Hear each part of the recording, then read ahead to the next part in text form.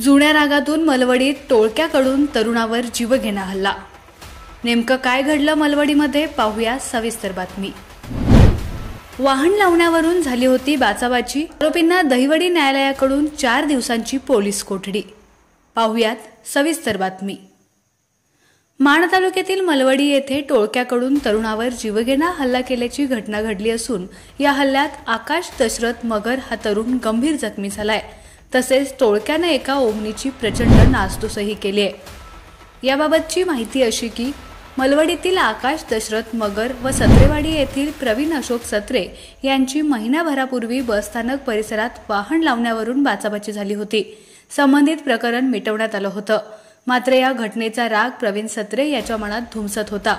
हा राग मनात धरून सोमवार 10 जून रोजी दुपारी 1 वाजण्याच्या सुमारास इनोवा गाडीतून आलेल्या प्रवीण यानं दुचाकीवरून आलेल्या आपल्या साथीदारांसह बसस्थानक परिसरात ओमनी गाडीत बसलेला आकाश मगर याच्यावर लाकडी दांडकी, दगड यांच्यासह लाताबुक्क्यांनी हल्ला चढवला। या हल्ल्यात सुरुवातीला ओमनी गाडीच्या सर्व काचा फोडून टाकल्या। नंतर आकाश यास मारहाण करण्यास सुरुवात केली। आकाशच्या डोक्याला मार बसून गंभीर दुखापत झाली। यावेळी आकाशच्या गळ्यातील 3 तोळे वजनाची सोन्याची साखळी लंपास झाली।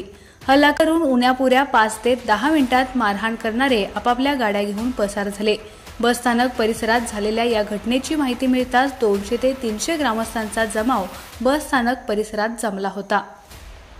घटनेची माहिती मिळताच सहाय्यक पोलीस निरीक्षक अक्षय सोनवणे यांच्या नेतृत्वाखाली दहिवडी पोलिसांनी घटनास्थळी धाव घेतली।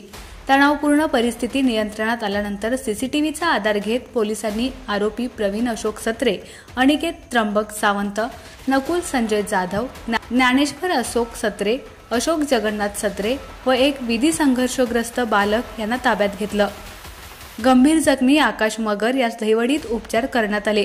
आकाशनं दिलेल्या फिर्यादीवरून संबंधित आरोपींवर गुन्हा दाखल करण्यात आलाय। आज 5 आरोपींना दहिवडी न्यायालयात हजर केलं असता न्यायालयानं आरोपींना 4 दिवसांची पोलीस कोठडी ठोठावली आहे। या घटनेचा अधिक तपास प्रकाश हांगे करत आहेत। आपला आवाज न्यूज नेटवर्कसाठी एकनाथ वाघमोडे, दहिवडी।